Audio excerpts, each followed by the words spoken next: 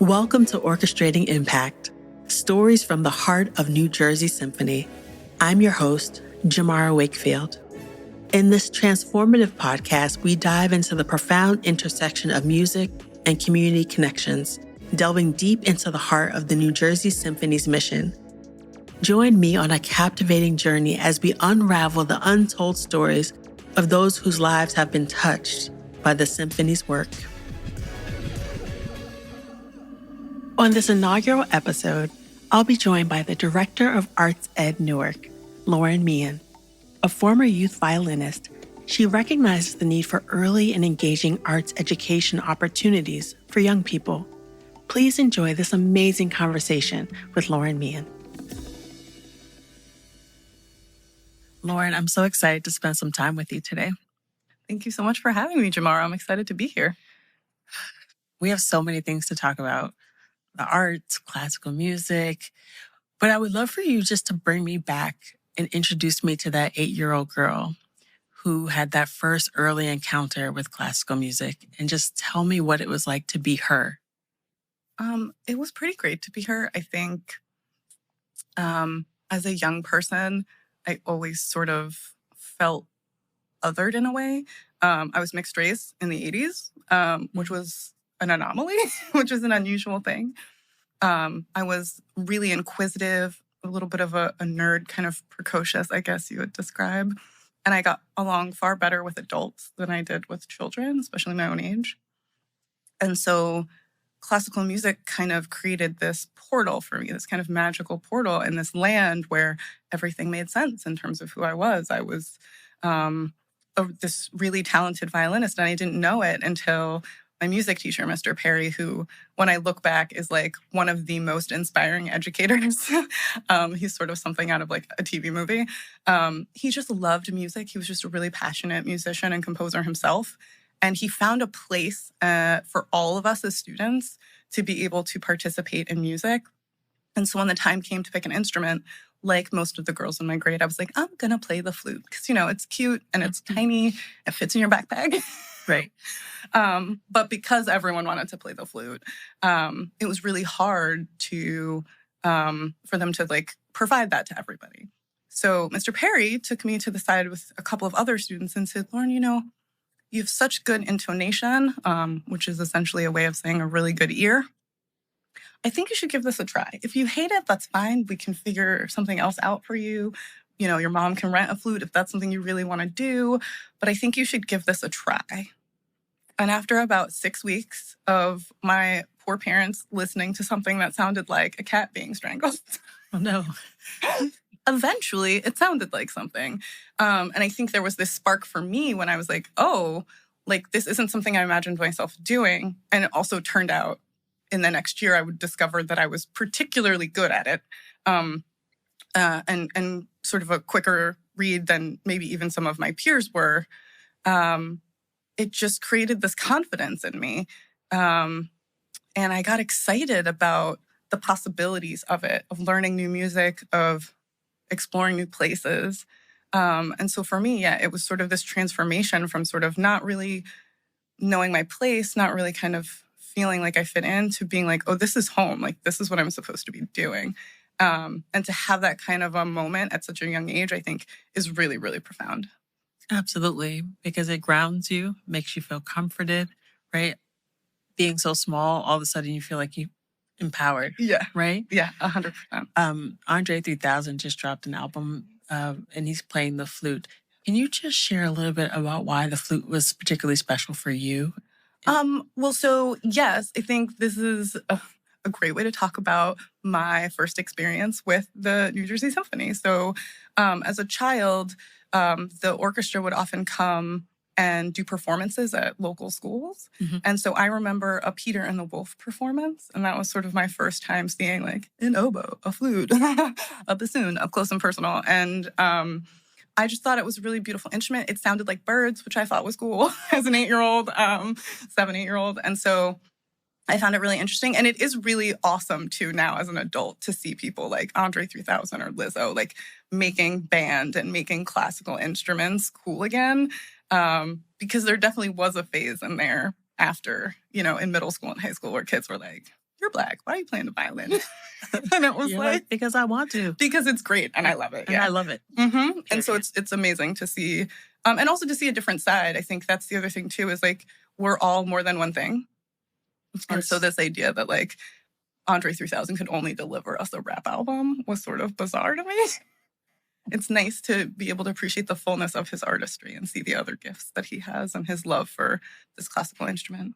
And it's really interesting when you think about creativity. There's so many ways to channel creativity, whether it be a flute or painting, and I think the magic of the arts for me and my experiences, and I would love to know if you feel similarly, is that it's like it gives you just this space to release whatever's inside of you.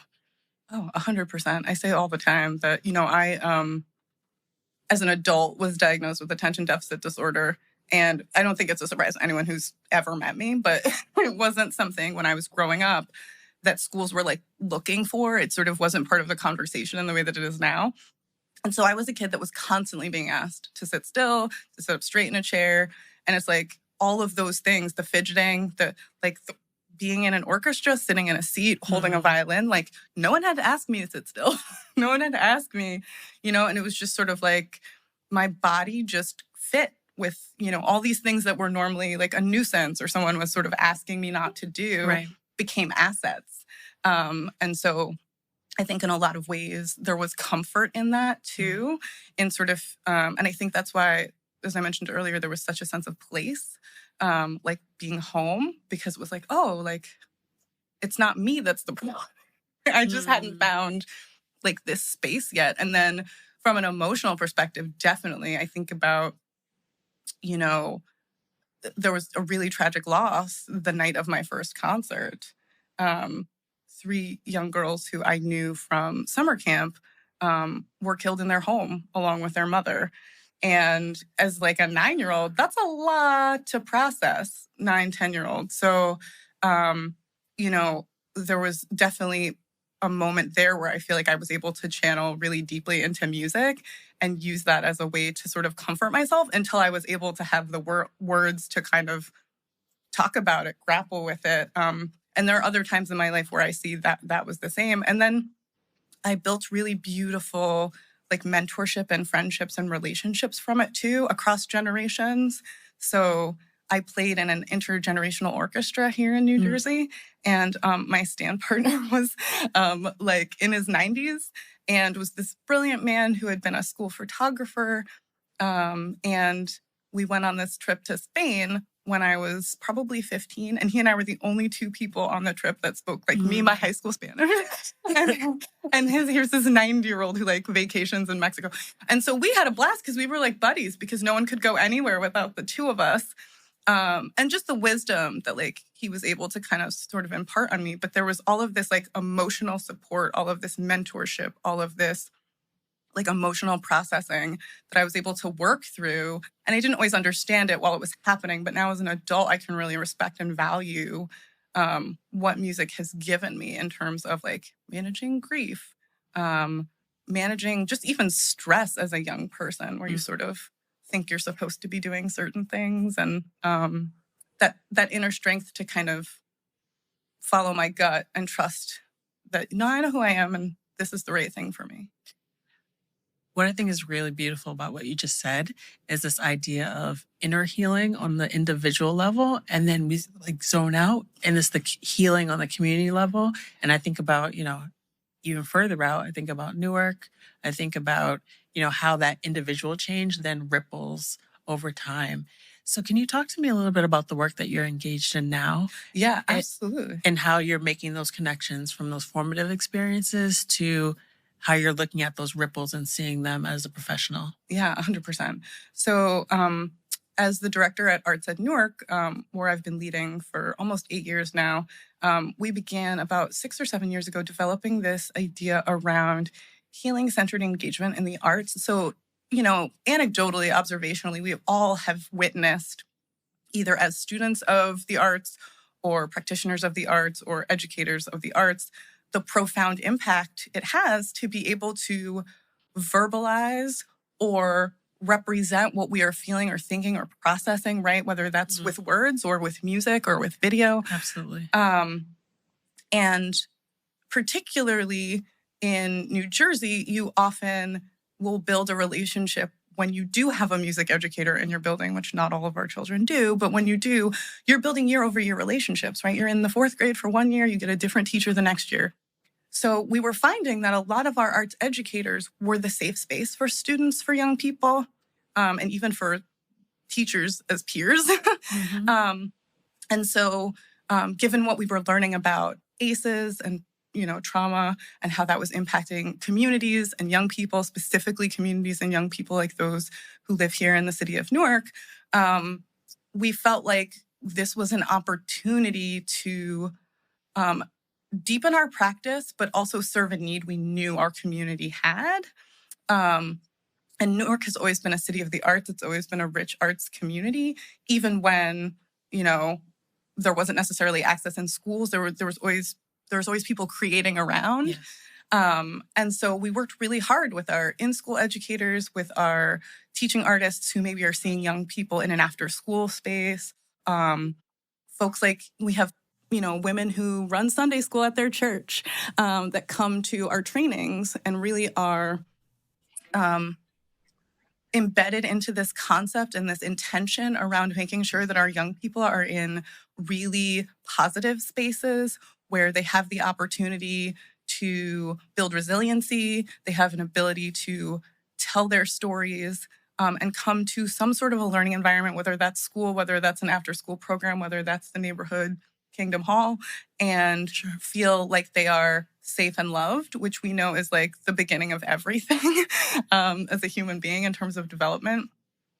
And it snowballed. It was so successful. We didn't know at the time, but we launched that first training series in 2020, that January, and we were supposed to launch the second series the day the world shut down in March. And so we quickly had to pivot. So like everyone else, we waited a couple of weeks and then went, this isn't going to end tomorrow. And so we created a virtual platform, and that has been so successful that we've been able to serve nationally in other communities. Our priority is always Newark. That is who we serve first and foremost. And all of the trainings we provide in Newark are free for all of our participants. But it has allowed us to share not only what we do here in Newark and the great things that our teaching artists and our educators and our licensed clinical social workers have learned and developed here around healing-centered engagement and the arts, but to model that for the rest of the nation. That work is funded in part by the National Endowment for the Arts. And so it's kind of gotten that stamp of approval. And so we've been able to go to Miami, Florida. We've been able to go to Anaheim, California, and help share the magic of what we do here in Newark. And most recently, last school year, we began an engagement with Lincoln School here in the West Ward in Newark, where we're building a healing-centered plan through the arts for that school building. So we've been training teachers, cafeteria staff, the security guards. I love it. Everybody, like anybody whose face comes in contact with a child during the course of the school day, to really think about, this idea of, instead of what's wrong with you or what happened to you, really thinking about, no, what's right with you, like really taking an asset-based lens and providing opportunities for kids to have voice and choice, to build agency through the arts, which we know is often the only space in school that kids really have the chance to do that. Can we talk a little bit about Newark? Why is Newark such a special place? Newark is just, I say it's New Jersey's largest city, but it's its smallest town in a lot of ways. And so there's such a richness to this community in terms of the partnerships and the collaborations and the willingness of people as community to work together. And so I think one of the really beautiful things about our healing-centered work, and really all the work that we do at Arts at Newark, it really relies on that strong collaboration and partnership. And so it's organizations like the New Jersey Symphony, who from the very beginning, when we were just like a thought bubble over a table back in 2011, really have been there through the different leadership, the different iterations of the work as we've grown as an organization and sort of pivoted as an organization. And so you get this situation where the sum is greater than the whole, right? Yeah. The sum of the parts are greater than the whole. And so the support that we get from organizations like the Symphony, where staff are really deeply engaged, they're getting young people really deeply engaged, they're getting parents really deeply engaged in the work, as well as other collaborations. Like, we've done some really brilliant things with the Symphony, at least in my tenure and even before. One of the things that comes to mind is the Victoria Schools Grant Fund, which was a 5-6-year project because of the pandemic. Funding category where we were able to support arts education programming from schools across the city. And we had this really wonderful collaboration and engagement with the Symphony and Arts High School to really support not only the wonderful music majors there, string players there, but also really nurturing their capacity to participate in a lot of our regional youth orchestras as well, which are often underrepresented by students from Newark and communities like Newark. And so there's all of these different ways that we're sort of expanding the network, creating more opportunities and pathways for our students, as well as being mission-driven and really focusing on making sure that young people are having access to the arts education they deserve. In New Jersey, it's a really unique situation. There's a constitutional mandate for a thorough and efficient education. Right. And there's a Supreme Court case from the 90s that defines that as basically anything in the standards, the New Jersey learning standards. And so we are in a unique position where it's constitutionally mandated here that you have an arts education from kindergarten to 12th grade in 5 art forms. That doesn't mean that everyone's getting that, but the idea that from a legal perspective, you are entitled to that, I think is huge. And it's partners like the Symphony, it's partners like Newark School of the Arts, and a lot of our other partners from the anchor organizations and institutions here in Newark that allow us to try to meet that mandate, and support schools and community in creating those opportunities for our students. We've all heard the phrase, it takes a village to raise a child. I think in my experience in Newark, in the arts, in the community, I think people in Newark get it. The community organizing effort, like making the calls, getting the resources, making sure the events go off. I found that people really take it seriously and they really show up for community here. 100%, I think. And that manifests in different ways. So I can think of like 2 really great ways where I just like get all like soft and squishy on the inside because they're just so beautiful. One is we relaunched something called the Arts Ambassadors Program this past year in January, and that group graduated in June, of 12 parents and caregivers who committed themselves to training and organizing around arts education for young people in Newark. And when I tell you these are some of the most amazing women, of course, because we know in any good social justice effort, women, particularly women of color, are always at the front line. And so these are some of the most incredible women I've ever met who have resourced themselves in ways that I think are profound. I think there are lots of assumptions about what moms are like here, and none of those are true. Some of the smartest, most just clever women that I've ever met, and are so passionate, and now have found each other. And there's this like exponential sort of power that they now all realize, well, it's not just me. I have this whole team. I've got Arts at Newark and their community behind me. And so we've had those parents present at the state level. We've had them talk to county officials. We're always sort of positioning and sharing those opportunities. And the number one challenge is, knowing where these great programs like what the Symphony's youth programs are like, or what North Slope's, right? If you don't know, your kid can't access them. And so even just the network that they now have access to, these already super empowered, amazing women, has really expanded. Now when we send things out, we have to warn people. We're like, just so you know, make sure your website's ready. Right. It might crash. Yeah, they're coming. And I think that's what's great. And so parents get to come and show up at these great community events that we've so thoughtfully put together with our brilliant partners. I think of National Night Out this past summer, where the orchestra brought, I think of it as a petting zoo, which is probably a terrible thing, but I just feel like it's this, like, the same way that you go to the petting zoo and you touch all the animals and you learn about them, you get to do that with instruments. And I just think that's amazing. And then even for me, that's not something that I necessarily got to do until I was playing the instrument. Well, yeah, because like it's always like we treat the art sometimes like it's something like behind a glass. Yes. Like it's too so precious. precious, right? But actually the way we learn to do anything, walking, eating, playing, drawing, writing, is through play and practice. Yes. Right? So 100%. part of play is touch. Yes. Part of practice is touch. So yeah, I dig it. It's fantastic. And so this young person was like so connected in this moment. And so the symphony was able to connect post like this community, it's National Night Out. There's fire trucks, there's cotton candy. But this student took away like, no, like this means something to me. I want to do more of this. And so now they're participating in NJS programs. And like, that's why United Parks as One activates the parks in this way during National Night Out. This is why organizations like the Symphony show up. This is why parents make sure to get the word out, is because people have always loved and appreciated and respected and valued what the arts can do in this community. They just always haven't had access. And so for us, I always say like, I am not a nonprofit leader who's here to save anybody because I don't need to.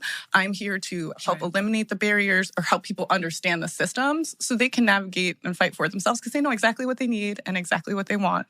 And so it's having great partnerships and great community collaboration around our work that allows us to sort of nurture the really rich community that's already here in Newark, to be able to connect those dots for people who don't have access or who just don't know that these opportunities exist for their young people. Well, I think you made a great point, though.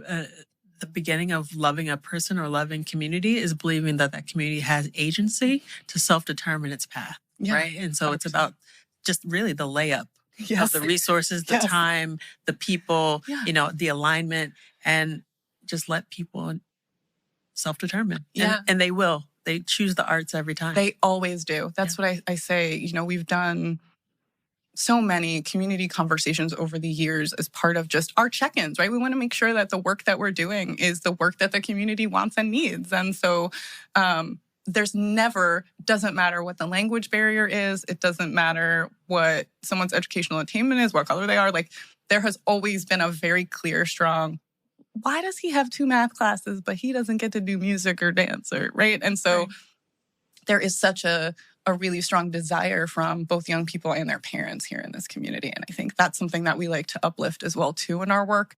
And I'm really proud of the work of ambassadors, not for myself, but because I think it shows exactly what you just said. Like, we just set a table. The rest they did. It really wasn't that much work on our part. Like, we made sure there were babysitters. We made sure that there was dinner so that, there wasn't that barrier to entry for people. We paid them a stipend for their time so that, if they're giving up a shift to participate in this program, it's not costing them, X, Y, and Z, and just respecting their time and their expertise. And what we got was a really brilliant cadre of passionate parent advocates. I love it. How does your mom feel about the work that you do? She actually really loves the work that I do. And it's really funny because my mom is not like verbal praise is not her love language. Like, she's never going to be like, I'm proud of you, because it's just not how she does things. But it's hearing from other people the things that she has said about me. That's okay. Where I'll meet her colleagues and they'll be like, you're Lauren? Are you the one that works in Newark? Are you the one that's helping kids with their arts education? And you played the violin. And so, yeah, she does rave about it and she does really appreciate it. And I think it's really interesting too, because music kind of saved my mom's life in a way too. I mean, say more about that. Yeah. So my mom is Black and grew up in the segregated South in Alabama without a mom. Her mom died when she was 7 or 8 years old. And so music, specifically gospel music, was really pivotal in, I think, her dealing with her emotions, especially at a time when no one was talking to children about anything. It was you were seen and not heard. You didn't speak unless spoken to. And to be in the midst of my mom, desegregated schools in Alabama. She suddenly had to go from this very safe community of education where everybody looked like her and everyone had basically the same lived experience for the most part, to suddenly being bused to this other community with these very angry white people, most of whom who did not have anything nice to say. And so music was kind of the the thread for her, she actually had a gospel group, and so did one of my uncles, I and love they this. traveled around. So she's the Faithful Five. I was going to say, do you know the name? Yes, the Faithful Five. Okay. And so they would tour like through the South while she was a teenager, and then she would spend summers here up north with her eldest sister. My mom's one of 8 children, so she had a sister who had a daughter who was essentially her age, and so they'd spend the summers together. And that last summer, she came up before her senior year of high school. My cousin Lois was like, please, will you stay, Ida, please? And so she spent her senior year in New Jersey, which I think in hindsight, she would probably not choose to do. But I think, again, one of the things that really made that transition so wonderful and not as difficult as it could have been was she was participating in this choir. And she had this incredible music teacher, this Black man, Mr. Beebe, who at the time it was Clifford Scott High School in East Orange, and really pushed her in her musical gifts. He was like, you're so talented. You should be auditioning for like these regional choirs and doing all of these things. And so I think there's always been a thread for her too. And while there was definitely reticence, like I remember the phone call home in college being like, so I'm going to major in art history. My mom being like, to do what? You're like, Mommy. You know, she's super pragmatic, right? Given her like upbringing, I'm like, I get it. So it is kind of humorous that I have a job that like absolutely serves my musical interest, my college degree. It's like nice to kind of be able to like show her, no, like we can do this too. Right, exactly. And I think has changed her perspective. Like a couple years ago, she came to me after years of us suggesting it, saying, do you think there's somebody out there that would give music lessons to like an adult? Like, I think that would be something cool that I would like to do. And I was like, when? You tell me when.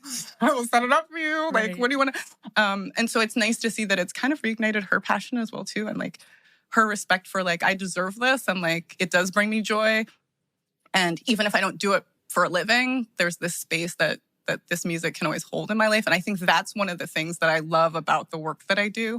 I always say, you know, if we can create more classical musicians, dancers, you know, rap artists, like whatever it is, that's great. That's awesome. I want kids to have access so they can choose that as a pathway if they want it.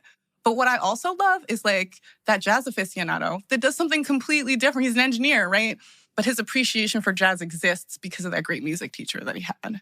Mm-hmm. Or that enjoyment of being able to go see Ailey every year because you did it with your school trip and now you're obsessed. Exactly. And like, you know, writing checks to your local music school because you just appreciate what your musical life, what your artistic life has done for you, even if it's not the thing that's paying your bills. Like that to me is just as important. It's both of those.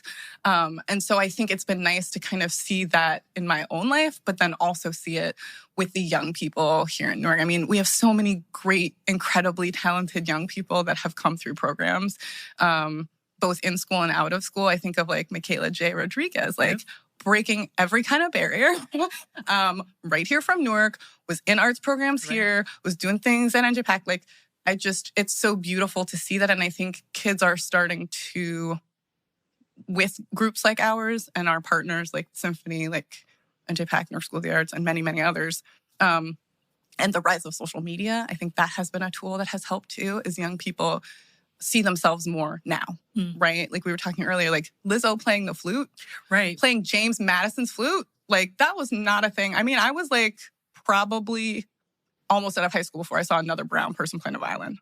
Yeah, I mean, I want to give a shout out to young people because I feel like they are more comfortable being multidimensional than I experienced, and certainly my parents or grandparents. So, you know, it's like you can be excellent at this and excellent at that, and you don't necessarily have to do either of those professions. No. Right? You can actually just be into this thing. Yeah, you know, whether just enjoy it. Yeah, you can just enjoy life. You know, I think there is a.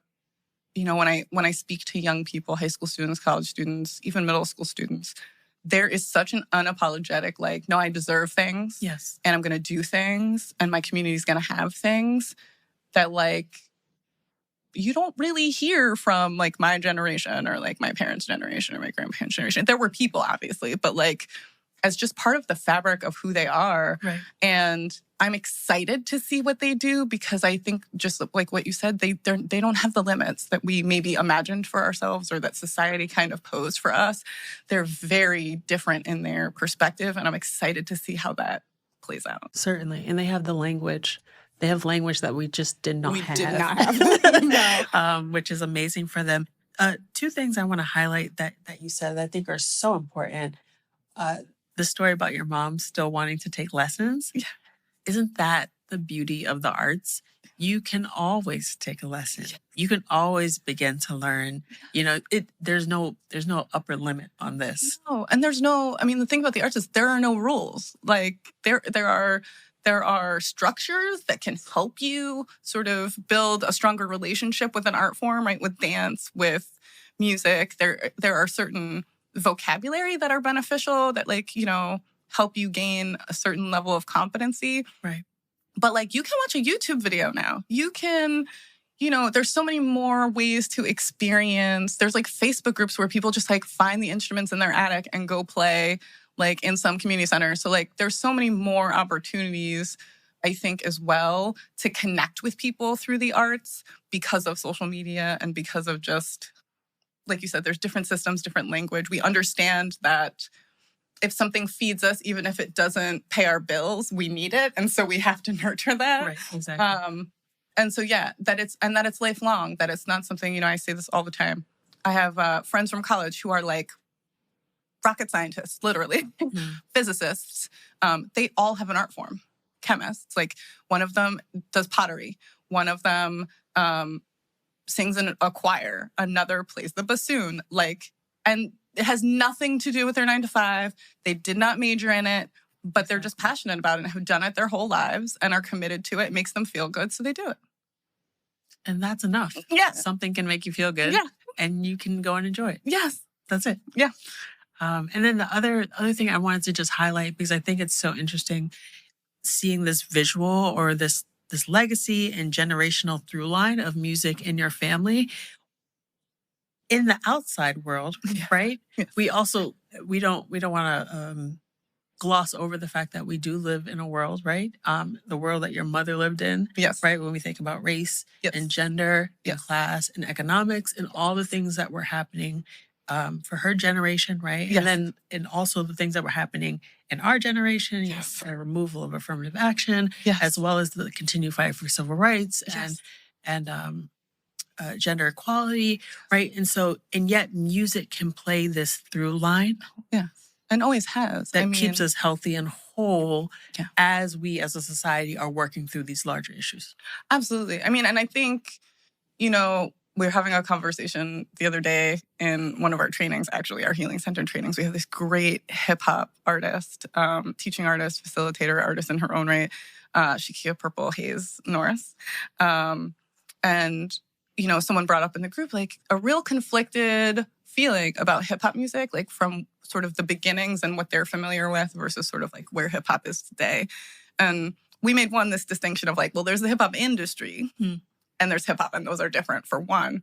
But really, I think there has been this beautiful kind of reemergence in some ways. I think of artists like Kendrick Lamar or J. Cole, who like, it's just as much about social justice, you know, or even you go back and listen to it. I mean, Tupac was saying some things that we all need to be reminding ourselves of. Like, so I think that there's such storytelling that comes from dance, that comes, especially in music. I mean, music is what I'm closest to, so it tends to be the place that I find examples. But yeah, in any art form. And to go back to what we were saying earlier, like at the front of every social justice movement, there are usually women of color. There are artists. I mean, you think about somebody like James Baldwin. You think about somebody like Maya Angelou. Like the things that are taking place. Like someone has to be the record keeper. Someone has to speak to those moments and remind us of their importance and of our power. And I think music and the arts in general are profound in doing that. And that's why I think for me, like, you mix that in with what I think is already really amazing about this generation coming up. And I think, to your point, given where we are historically in this moment where so many groups of people are not protected, you know, because of their sexuality, their gender identity, the color of their skin, their faith. I think that it's going to be interesting to see sort of what that soup creates, because I actually think it's going to be something amazing. And I hope I'm around long enough to see it, because I think it's going to be pretty incredible. What do you think classical music has to offer the moment in terms of like the socio-political world? What can it offer us right now? I think there are organizations that are working really hard to change the paradigm around what classical music is and who it's for. It's not lost on me as a person of color and a woman that most of the canon that I was taught in school when playing violin was old white European men born between, the 1400s and the 1800s. And so I think there's been a lot of work to really bring new, innovative perspective on even what the word classical means, who gets included at those tables. And I know that the symphony has worked really hard and has been thinking with a lot of intention for many years, because I've been having conversations with staff and board members for a while now around the ways in which, especially in a community like Newark, right? The symphony lives here. It's headquartered here. How do you make sure that the art form evolves with the communities, the histories, the things that are happening here in this moment for Newark and for the community around it? And I think there's still a place for it. I mean, I say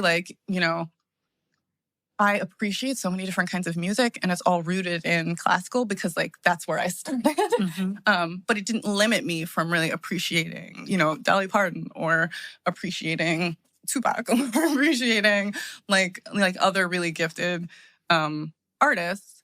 And I think, I say this a lot to my friends who are raising kids who are sort of really worried about the state of the world right now and what it means for young people. This idea that classical space is a white space, and I understand what that means, right? I know that it was created by, and many of the people that hold power in that space still all across the world are white men. But that doesn't mean it has to stay that way. And so I think, the programs like what the Symphony does with its youth programs and really working to make sure kids from communities like Newark that look like me are able to participate in their programs, keep it from being that same note, keep it from being that same story, keep it from being that same kind of environment, and sort of perpetuating all of those things over and over again. And for me, it was a tool in my toolkit.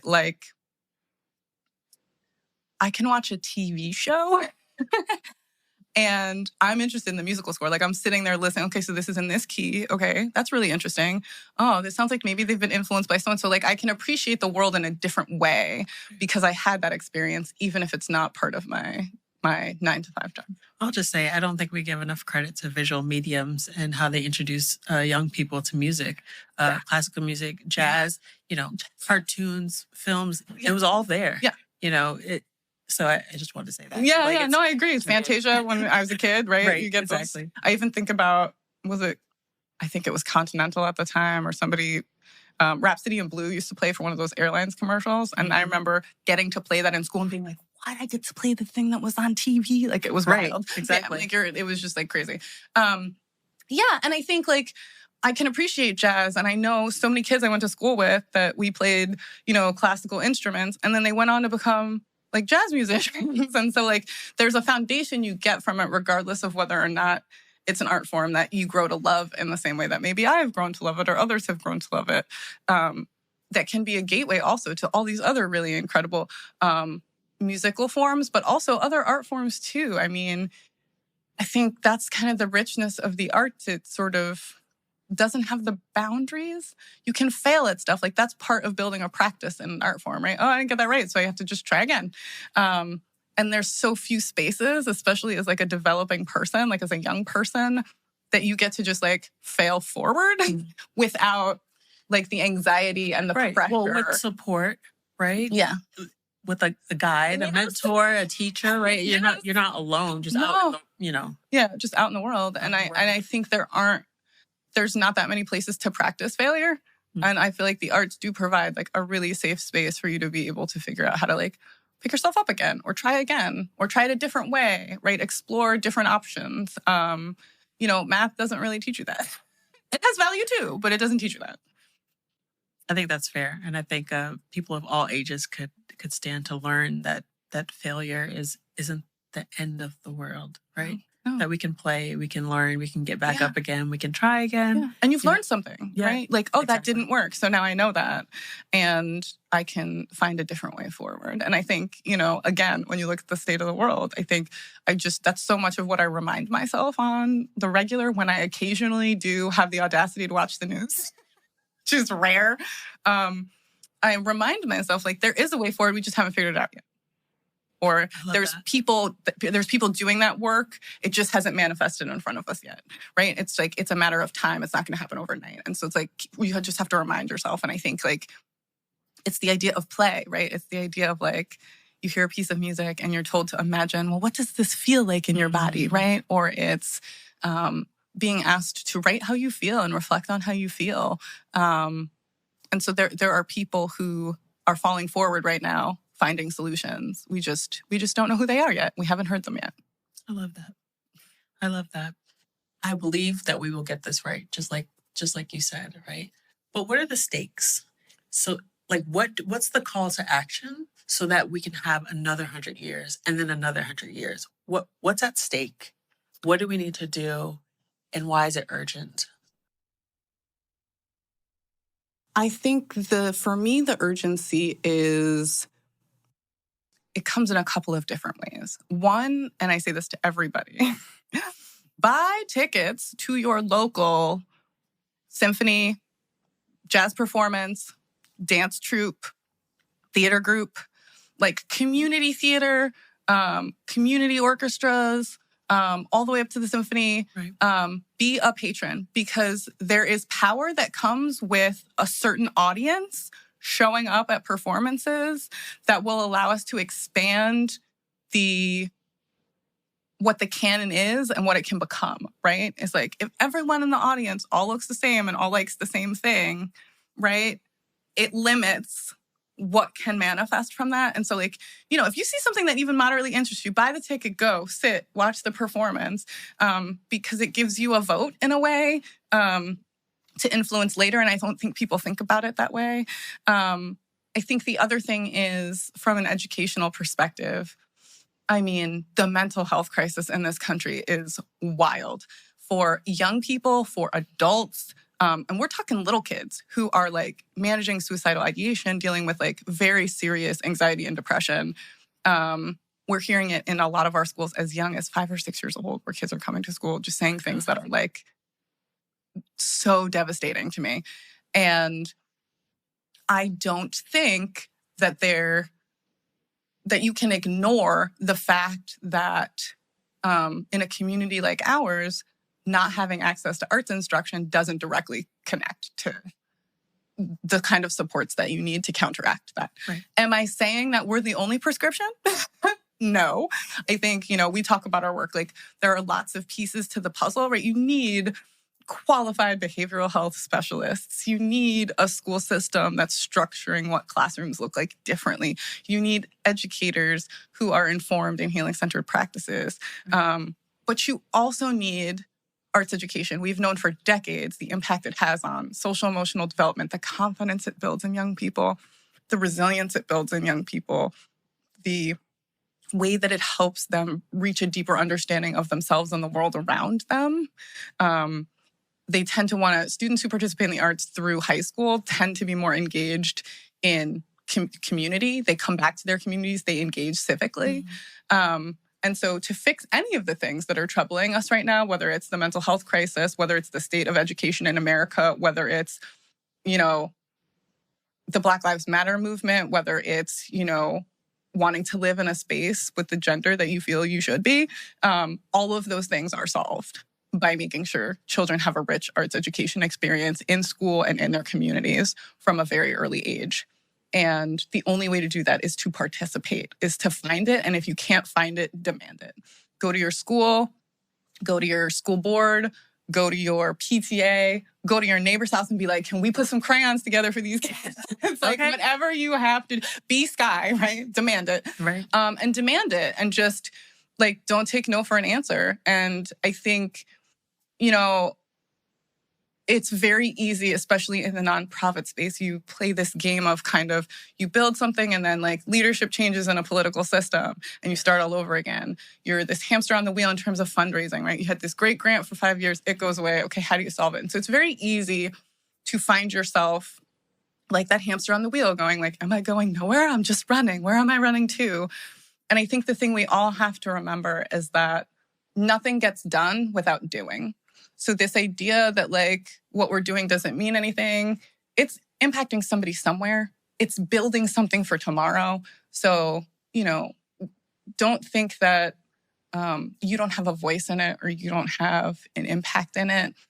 There's such an opportunity to raise our voices at this moment and remind the people that work for us in Congress, down in the state legislature, at the county level, at the city level, wherever you live, that they have a responsibility. And I think this is a really important piece of improving community in the way that a lot of us would like to see in the coming decades. The arts community is so lucky to have you. No, really. Thank you. To be on the front lines, to bring so much passion to this work, to care about communities, but also care about individual families, and to also make the connection between forward-facing activism and policy and institutions and nonprofits. Thank you so much, Lauren. Yeah, this has been beautiful. Residents of the greater Newark community can attend New Jersey Symphony concerts and sit in the best available seats for only $25. Come home to your New Jersey Symphony. For concert details and tickets, visit njsymphony.org/Newark Neighbor. Orchestrating Impact, Stories from the Heart of New Jersey Symphony was produced by New Jersey Symphony and ABF Creative. The New Jersey Symphony team includes Marshall Jones-Kumaha, Greta Polsky, and Jeff Anderson. The team from ABF includes Wanda Reynolds, Anthony Frazier, Mike Biseglia, Rondell Patterson, and Misty Avenger. Video lead by Audio Ash. I'm Jamara Wakefield. Thank you for watching and listening.